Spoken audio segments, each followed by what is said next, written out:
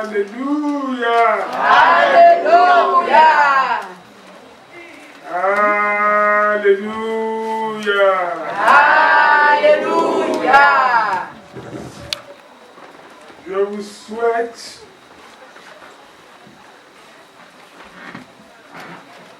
à tous les enfants de Dieu, les bien-aimés, hommes et femmes, invités, et les enfants de la maison, une bonne fête de moisson. Amen.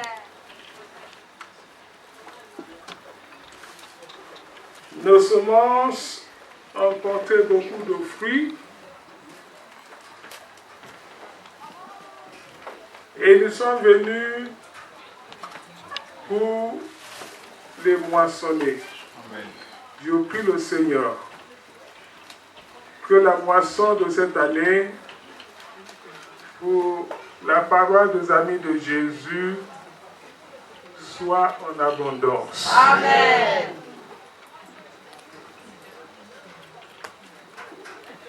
Je sais que vous avez écouté les deux lectures, que moi aussi j'ai écouté avec vous. La première dans le livre d'Ecclésiaste, dans son chapitre 11, de versets 3 à 6. Et la deuxième, dans la première lettre de Paul aux Corinthiens, chapitre 15, de verset 55 à 58. Et le thème de cette moisson, on peut me rappeler s'il vous plaît?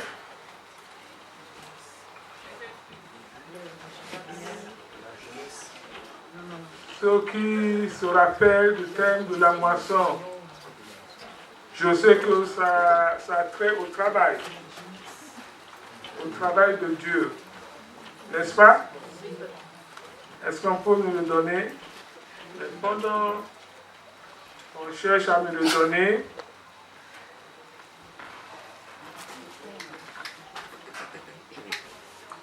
je vous informe que je vais faire tout ce qu'il y a dans mon pouvoir de ne pas prendre beaucoup de votre temps parce que le temps a beaucoup avancé. Et que pour certains d'entre vous, le chemin de Paris est très long. Il y a même d'autres personnes qui sont venues des provinces lointaines peut-être. Et surtout pour ne pas accabler nos chers invités qui sont venus avec une intention à l'œuvre du Seigneur, soyons sans relâche. à l'œuvre Du Seigneur, soyons sans relâche. à l'œuvre du Seigneur, soyons sans relâche. À l'œuvre du Seigneur, soyons sans relâche. On dirait que vous voulez vous relâcher déjà. Non, papa. Alors, à l'œuvre du Seigneur, soyons Sans relâche. Alléluia. Alors, je vais essayer pour ne pas prendre beaucoup de votre temps, mais je vais quand même dire des choses les plus importantes. D'abord, je vais vous rappeler ce qu'est la moisson. Deuxièmement, je vais toucher les messages que Dieu m'a envoyés pour dire aux amis de Jésus. Et troisièmement, je vais toucher un petit peu les lectures. Vous le saviez, parce que la plupart d'entre vous, vous allez dans toutes les fêtes de moisson, n'est-ce pas? Et vous le saviez bien comme moi, que la moisson, c'est la fête de Dieu. Quand une paroisse nous invite à sa moisson, ce n'est pas elle qui nous invite, mais c'est le Dieu de Shofar qui nous invite. Amen. Parce que c'est une injonction de Dieu qu'il a confiée à Papa au Shofar. Donc, nous tous qui sommes ici, c'est Dieu qui nous a conviés ici. Amen. Alors, si c'est Dieu qui nous a conviés, nous devons fêter la moisson à la manière de l'Église du christianisme céleste. Amen.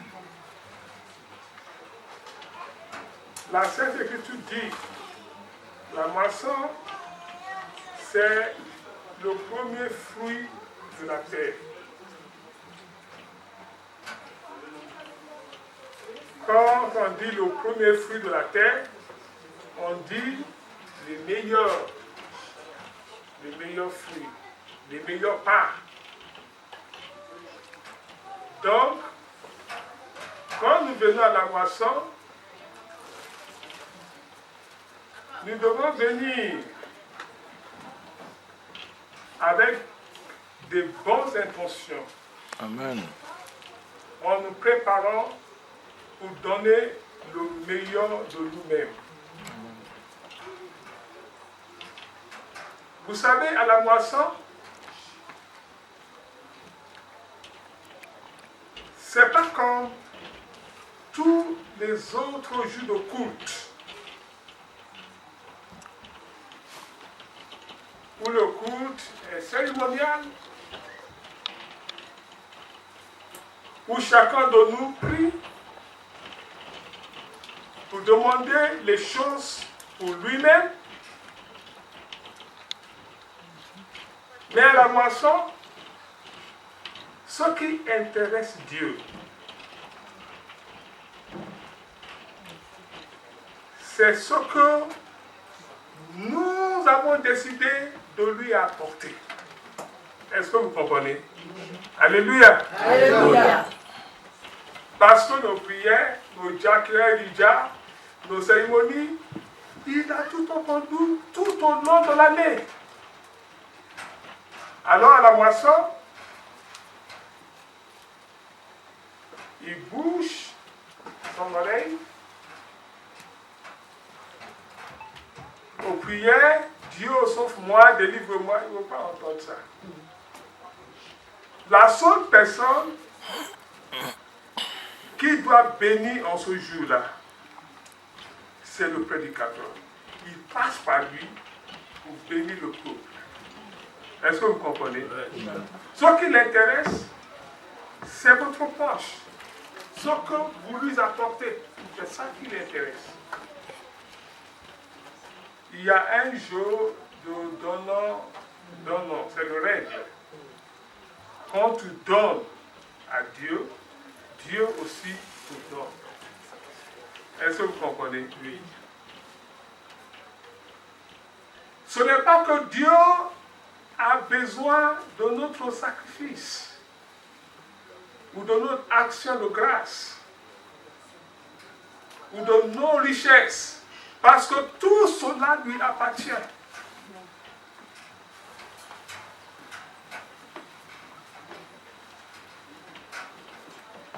On dit à l'Éternel la terre et ce qu'elle enferme.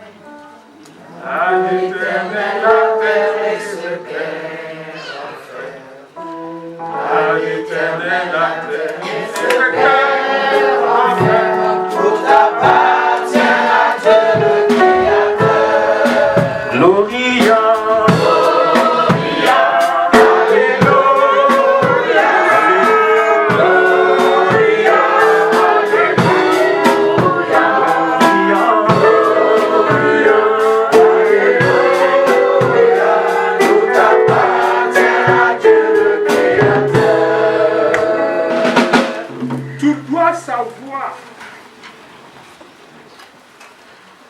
que quand tu es venu dans le monde, tu n'as rien apporté. N'est-ce pas? Vous n'allez rien amener.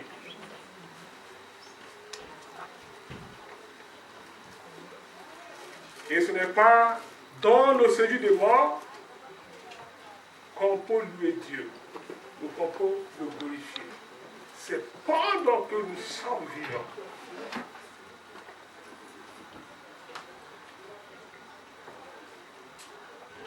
C'est pour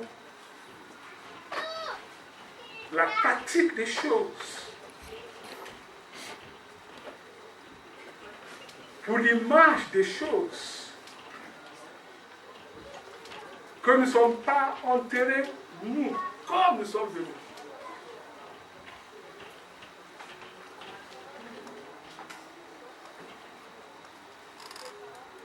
Parce que nous avons quand même venu dans ce monde, nous avons œuvré, nous avons travaillé. Surtout, nous avons contribué à la création. Parce que selon le thème du jour, nous devons œuvrer pour Dieu. Et quand Dieu nous appelle, on doit toujours dire oui. Moi voici, je suis présent.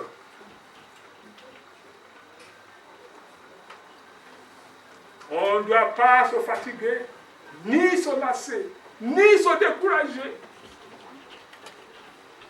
ni avoir des excuses que c'est un tel qui m'empêche de faire l'œuvre de Dieu. Alléluia. Alléluia. Ce que Dieu m'a chargé de venir vous dire, vous, les enfants de Dieu, que Jésus-Christ a confiés à Papa Oshofa, particulièrement vous, les amis de Jésus.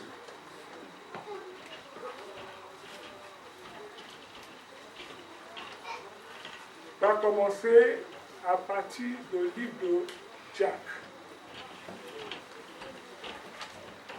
Dans son chapitre 4, à partir du verset 5, je vais que celui qui lit bien la liste, pour tout le monde. Croyez-vous que l'Écriture parle en vain? Croyez-vous que l'Écriture parle en vain? C'est avec jalousie que Dieu chérit l'Esprit. C'est avec jalousie que Dieu chérit l'Esprit qu'il a mis en nous. Continue. Il accorde au contraire Il accorde au contraire une grâce plus excellente. une grâce plus excellente. C'est pourquoi l'Écriture dit, C'est pourquoi l'Écriture dit, Dieu résiste aux orgueilleux. Dieu résiste aux orgueilleux. Il faut comprendre. Restez encore debout un petit peu. Merci. Que c'est avec jalousie. Jalousie de Dieu. Que Dieu lui-même chérit l'esprit qu'il a mis en nous. Ça signifie que nous ne nous appartenons plus.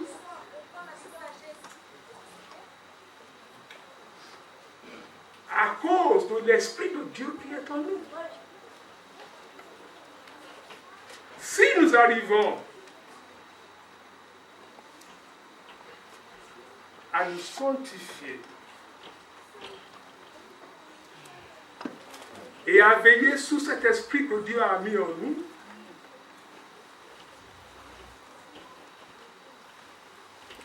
si on fait l'effort pour ne pas être détourné de la voie de Dieu,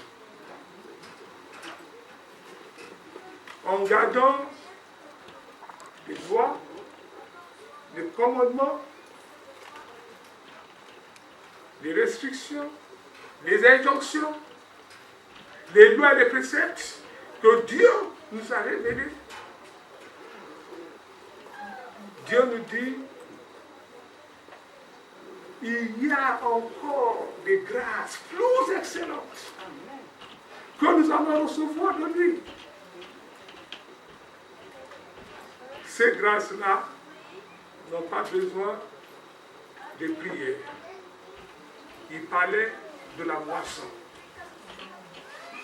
C'est en ce jour-là, en ce moment de rencontre avec Dieu, où toi et moi, nous avons travaillé, nous avons œuvré, nous avons sonné, et nous sommes venus pour apporter à Dieu le fruit de notre labour. Alors Dieu, comme il a agréé le sacrifice de Abel, il va nous regarder de sa sainte demeure et va nous accorder des grâces encore plus excellentes. Amen. Amen. Alléluia. Alléluia. Continue. Mais il fait grâce aux hommes. Soumettez-vous donc Dieu. à Dieu. Écoutez, il dit Dieu résiste aux orgueilleux. Vous savez pourquoi? Alléluia. Alléluia. Est-ce que vous savez pourquoi? Non. Pourquoi Dieu résiste aux orgueilleux? Parce que, imaginez, dans le royaume des cieux, où Dieu est sur son trône, et toi, orgueilleux que tu es, tu viens devant le roi des rois en marchant comme ça.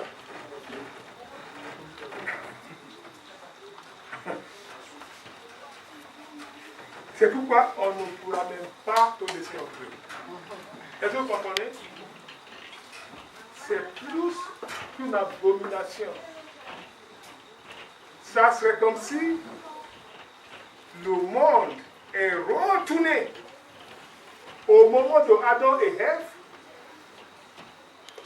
où ils ont chuté au paradis. Tu ne pourras même pas entrer.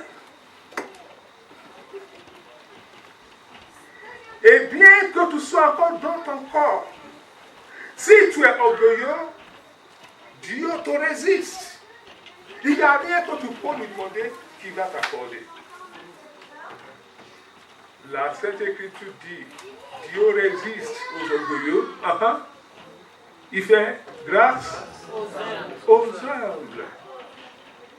Il fait grâce aux humbles. Il fait grâce aux humbles. Particulièrement, quand Dieu t'a béni d'une élévation spirituelle, et grâce de toi, il accomplit des œuvres excellentes.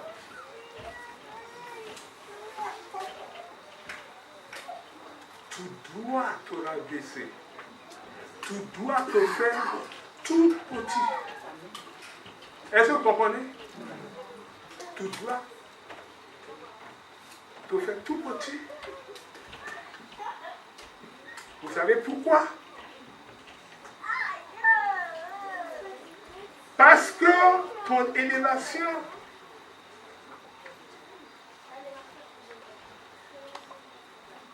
t'intègre dans les rangs des saints.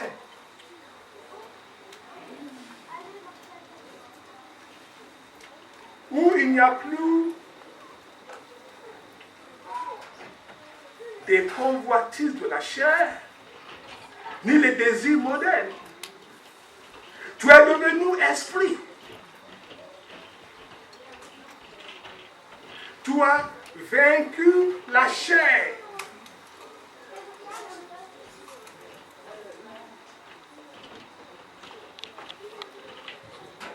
Et que maintenant, tu es devenu l'un des fils de Dieu. C'est pourquoi il a été dit, c'est vous qui allez juger les anges. Parce que nous les hommes, on ne sait pas ce que Dieu a fait de nous. C'est pourquoi cette ignorance nous fait nous comporter d'une manière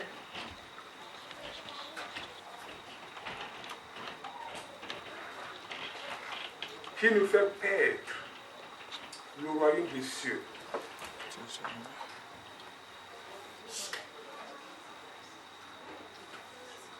N'est-ce pas pour cela qu'on vous appelle les célestes? C'est parce que vous n'êtes plus des terrestres. Vous êtes maintenant des célestes. Vous êtes des êtres spirituels. Donc comportez-vous comme des êtres spirituels.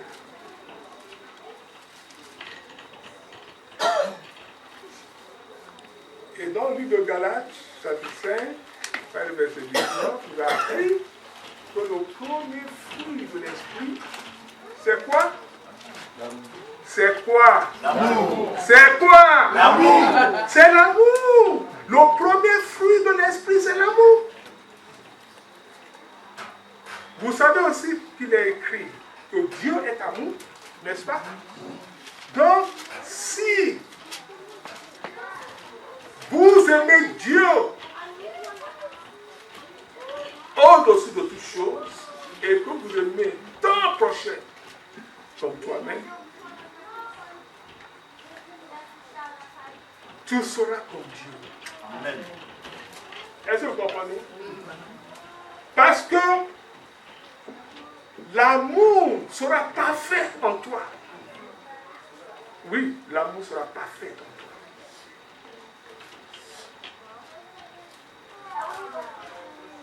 Vous ne verrez plus les défauts des autres. Vous n'allez plus juger les autres, comme certains d'entre vous, vous le faites.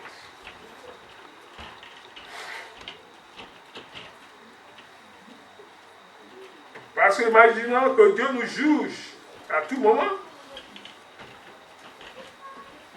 Il y a beaucoup d'entre nous qui ne vont même pas recevoir la pluie tout au long de l'année. Dieu va refuser de faire tomber la pluie sur nous à cause de nos méchancetés. Mais Dieu, il fait pleuvoir sur les bons et sur les méchants. Parce qu'il ne nous juge pas tout le temps. Et pourtant, c'est lui le seul vrai juge.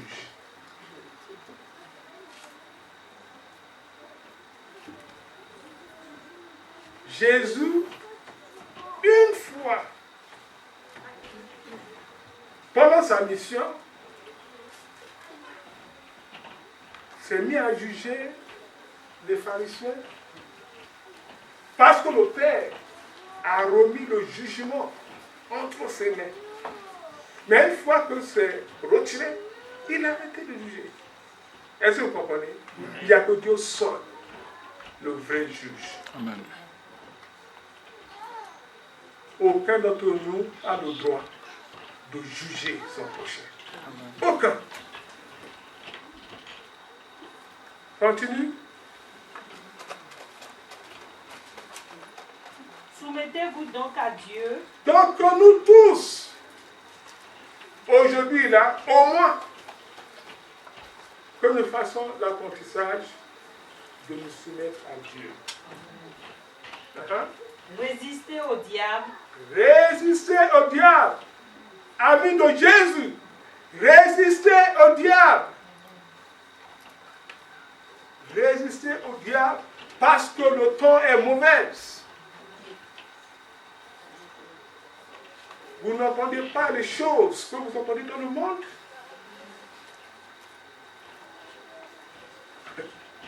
Le monde est en déclin, en chute libre.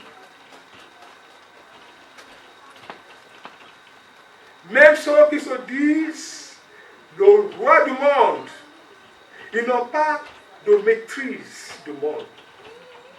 Ils voulaient établir nouvel ordre mondial. N'est-ce pas? Mais c'est eux que Dieu a appelé à l'ordre. Est-ce que vous comprenez?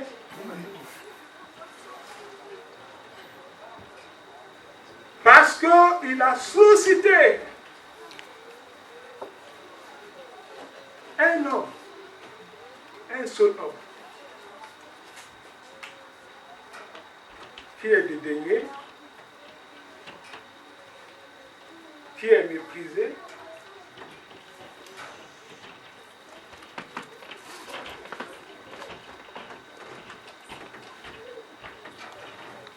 qui est même impuissant. C'est l'épreuve de force qui a élevé Poutine, n'est-ce pas? Pourquoi on dit aujourd'hui qu'il est le plus puissant du monde. S'il n'y avait pas cette épreuve-là, d'aujourd'hui-là, personne n'aurait su qu'il est le plus puissant du monde. On dit que c'est l'Amérique qui est le plus puissant du monde, n'est-ce pas? Oui, papa. De la même manière, toi, orgueilleux, Dieu peut te confondre par un petit enfant. Bien que tu dis, je suis un grand prophète, je suis ceci, je suis cela.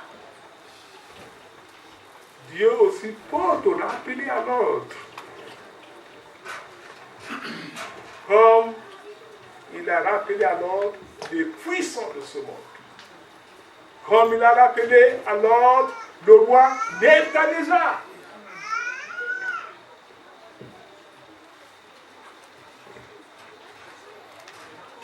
Comme il va rappeler aussi à l'ordre certains puissants de ce monde, qu'ils soient les chefs d'État, même les chefs des églises, qui se placent au-dessus de Dieu. Pour toi, dans ta paroisse, qui minimisent ton frère et ta soeur, tu penses que Dieu ne le voit pas.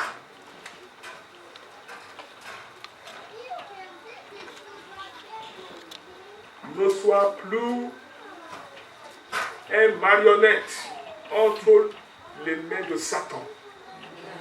C'est pourquoi la parole dit aujourd'hui, tu peux le dire encore? Soumettez-vous donc à Dieu. Soumettez-vous donc à Dieu. Résistez au diable. Résistez au diable. Et il fuira loin. Et il fuira loin de vous. Résistez-le. Résistez-le. Repoussez-le.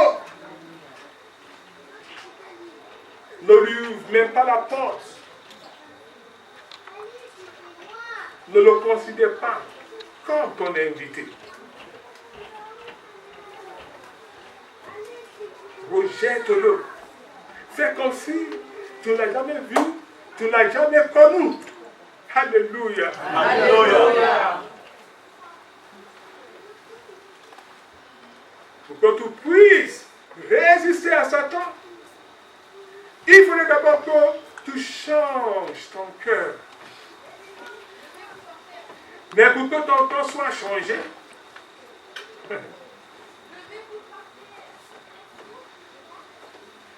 il faut d'abord que tu te mets à dos. Alléluia. Alléluia. Il faut que tu te mets à l'œuvre. Que tu te mets à l'œuvre. Que tu te mets à l'œuvre.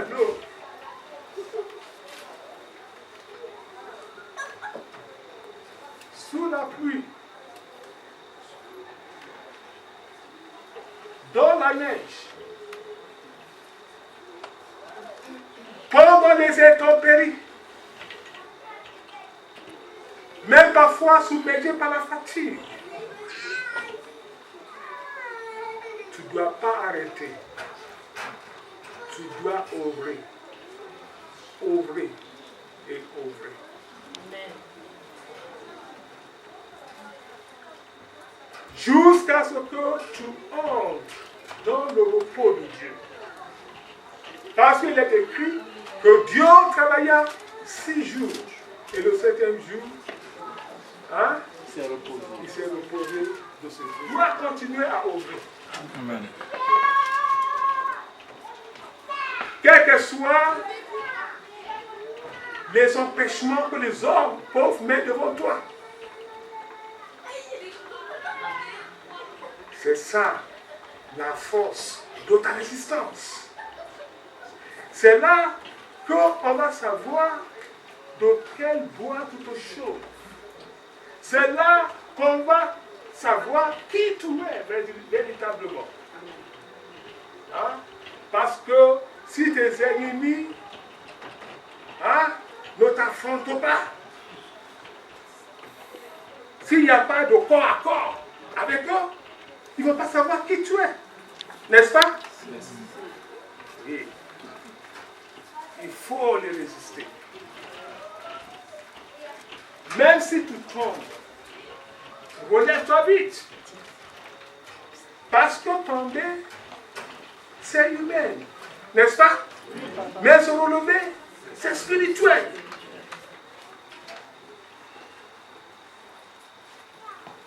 Saint Paul n'a-t-il pas dit, chaque jour je meurs, mais chaque jour je ressuscite.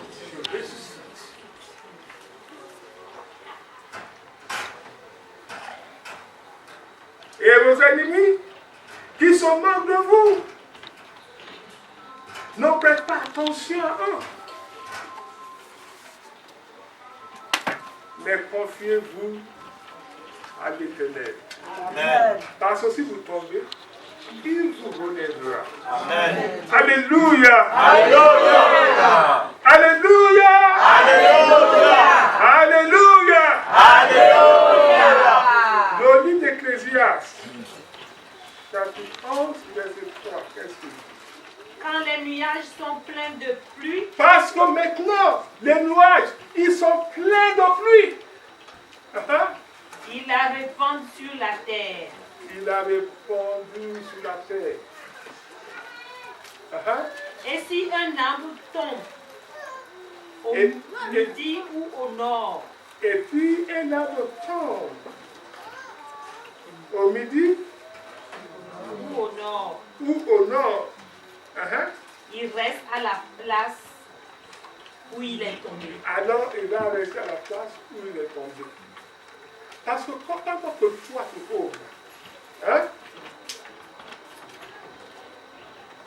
tes ennemis qui se croient puissants, Dieu va les neutraliser. Pour que toi, tu puisses faire ton chemin. Amen. Dans le nom de Dieu. Amen.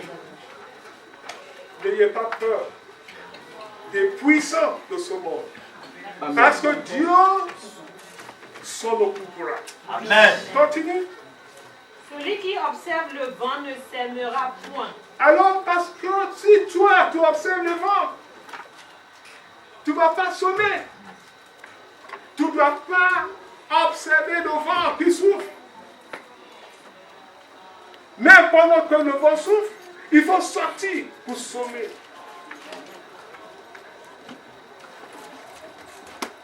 C'est au moment que tu n'as pas assez d'argent qu'il faut partager le peu que tu as avec les pauvres.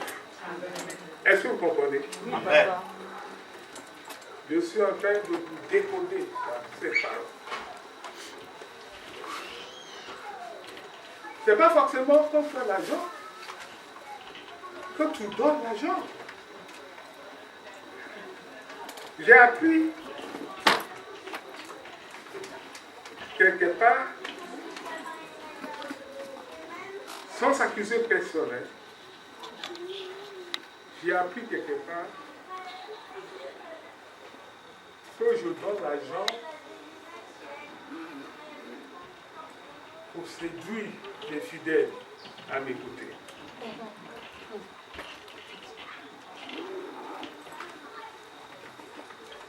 Mais ce que les gens n'ont pas compris,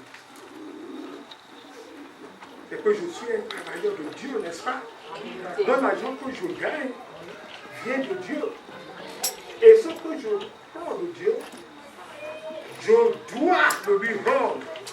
Parce que ce n'est pas mon argent. Et mon nom Ce n'est pas pour amasser les richesses. Est-ce que vous comprenez? Oui, papa. C'est très important. Je suppose que ceux qui disent ça, ils donnent rien. Et ils pensent que moi qui donne, c'est pour séduire. Mais c'est parce que moi, mon ambition, ce n'est pas de devenir bidonnière. Ce n'est pas pour construire beaucoup de maisons. Moi, une maison me suffit. Là où je vais mettre ma tête pour me reposer. Mais comme je suis un homme chic, parce que même devant mon Dieu, je le revendique, il faut que ma maison soit extrêmement confortable. Amen. Oui, c'est comme ça. Il y a des gens qui construisent ici, construisent par là et partout. Mais moi, ça ne m'intéresse pas. Parce que le jour que je vais quitter ce monde, je ne vais pas partir avec. N'est-ce pas? Oui, papa. Imaginons même que je les laisse pour mes enfants. Ils peuvent le dilapider. Et je vais leur faire partager une partie de mes péchés. Eux aussi, ils doivent travailler pour gagner leur vie. Alléluia. Alléluia. Alléluia. Alléluia. Alléluia. Alléluia. Donc, quand tu as l'argent, il faut donner à ceux qui n'ont pas. Amen. Tu n'as pas besoin d'attendre quand on nous demande. Il faut que ça soit un acte volontaire. Est-ce que vous comprenez? Il faut que ça soit un acte volontaire. C'est ça le véritable semence. Est-ce que vous comprenez? C'est ça. Continue. Et celui qui regarde les nuages ne moissonnera point. Comme tu ne sais pas quel est le chemin du vent, ni comment se forment les eaux dans le ventre de la femme enceinte, tu ne connais pas non plus l'œuvre de Dieu. Tu ne connais pas non plus l'œuvre de Dieu. Qui fait tout. Qui fait tout. Merci. Tu ne connais pas. Donc tu dois semer le matin jusqu'au soir. Dans tous les saisons. Parce que tu ne sais pas. Ce que Dieu va retenir pour toi. Tu ne sais pas. Il y a même certaines choses que tu vas faire que tu penses que c'est bon. Mais aux yeux de l'Éternel, ce n'est pas bon. Est-ce que vous comprenez? Donc tu dois en faire beaucoup. Pour que lui-même, quand tu arrives devant lui, il dit hé hé hé hé. Je peux aller être encore arrivé au. C'est quoi tout ça là? Alors il sera obligé d'appeler certains anges qui sont en bas pour monter, pour aider les autres à compter tout ce qu'il a fait. Est-ce que vous comprenez? Parce que tu ne sais pas le bien et le mal que tu as fait. Tu n'as quand même pas te juger, n'est-ce pas? Le seul juge est au ciel. C'est lui qui va juger ce que tu as fait. Si c'est bien ou si c'est mal. Et croyez-le,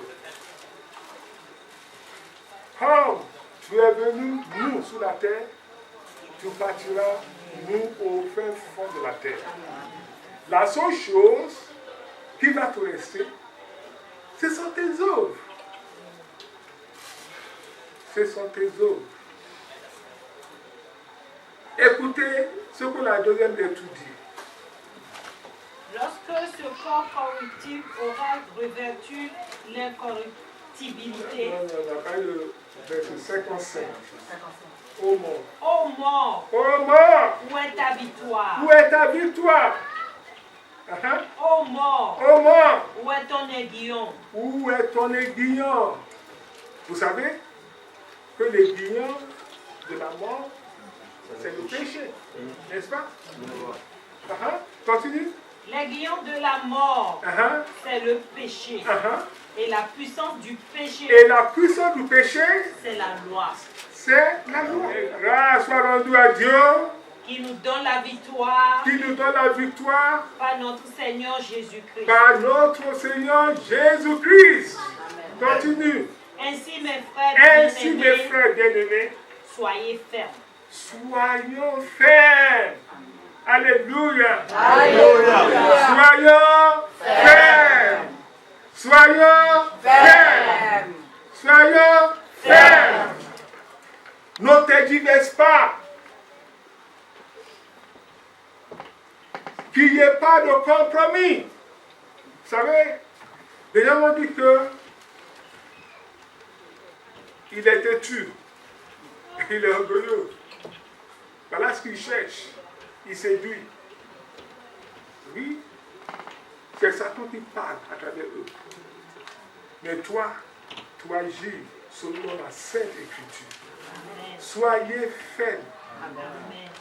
Si tu as reçu la vérité, qui est la parole de Dieu, marche selon cette vérité-là. Toutes les complots, toutes les attaques, toutes les médisances, tous les empêchements, tout cela va être englouti dans la victoire. Amen. Parce que vous êtes un peuple victorieux.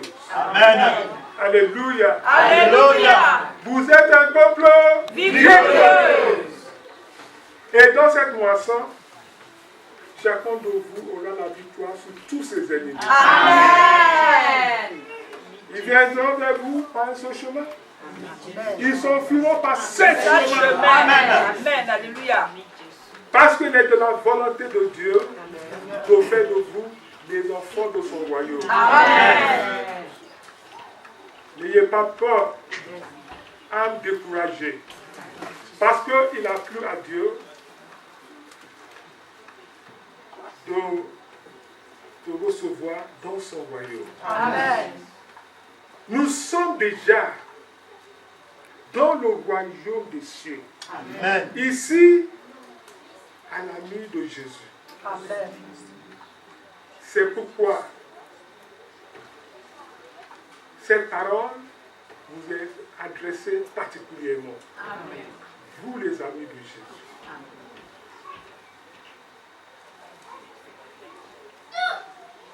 Résistez au diable.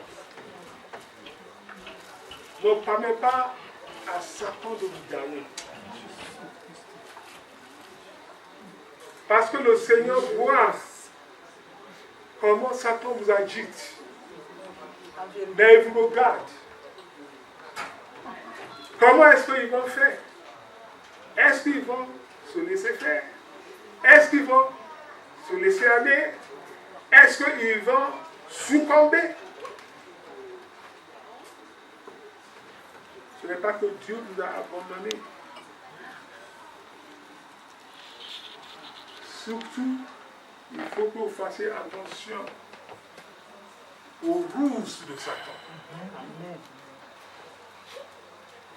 Parce que Jésus a dit, il est menteur dès le commencement. Il a séduit certains d'entre vous, comme il a séduit Ève au commencement. Ne vous laissez pas prendre. Résiste-le. Dis-lui qu'il est menteur. Amen. Que vous êtes dans deux mondes différents. Lui, il est chez lui. Et vous, vous êtes chez vous. Et chez vous, c'est où?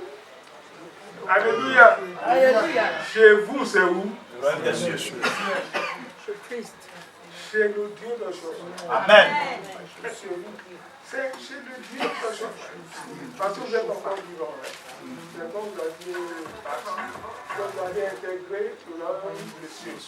Mais pour l'instant, vous êtes dans la maison de chauffage. Amen. Vous êtes chez le Dieu de chauffage. Amen. Vous comprenez? Oui, papa. Vous savez,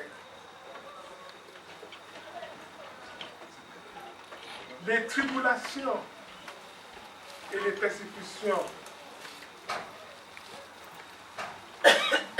dont vous êtes objet, c'est pourquoi vous quittez l'Église. Est-ce que vous comprenez? Oui, papa. C'est pourquoi vous quittez l'Église. Mais vous ne voulez pas quitter l'Église. Amen. Parce que l'Église, c'est votre maison. Amen. Que quelqu'un dit, l'Église céleste, c'est ma maison. L'église céleste, c'est ma maison. L'Église céleste est ma maison. L'église céleste est ma maison. L'Église céleste est ma maison. L'église céleste est ma maison. Vous savez, certains vont dire que toi, tu n'es pas sur le bon chemin. Et d'autres vont dire, c'est nous qui sommes dans le chemin. N'est-ce pas? Oui, papa. C'est ce qu'ils disent toujours. Et pourtant, nous avons commencé ensemble, n'est-ce pas? Hein? Oui, papa. S'ils n'ont pas commencé ensemble, si nous ne portons pas la même soutane, si nous ne prions pas de la même manière, hein? Oui, papa. C'est que notre chemin est différent. En vérité. N'est-ce pas? Oui, papa. Les Anglais appellent ça common sense. Ah bon? Vous savez ce que vous avez dit? Non, Common papa. sense? Vous ne savez pas ce que vous avez dit? Non, papa. Common sense. Ah. Qui va nous traduire le common sense là? Parce qu'il y a common sense et puis il y a non sense. Parce que ceux qui ont dit là, C'est de n'importe quoi. ne sont pas de la même église. Ça c'est non sense. Hein? Papa. Non sense signifie n'importe quoi. Ouais. Hein? Ça c'est du n'importe quoi. Oui, papa. Et common sense c'est quoi? Sens général. Hein? La sens général. Sens général, c'est le bon sens. Le bon sens. Hein? C'est le bon sens. C'est tellement évident que nous sommes